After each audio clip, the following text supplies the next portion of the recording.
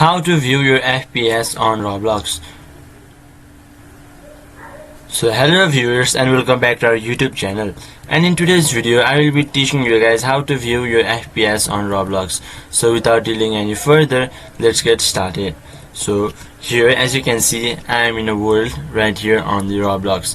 Now here, if you want to check your FPS, then simply on your keyboard press Windows button plus C at the same time. Then here, as you can see, the game bar will be opened. Now here you can see many options right here.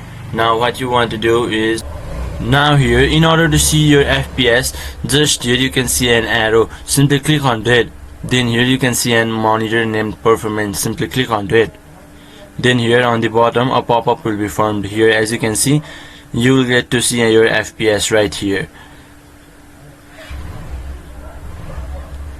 So in this very simple way you could view your FPS in Roblox application. So hope this video was helpful for you. Until the next video, bye bye and take care.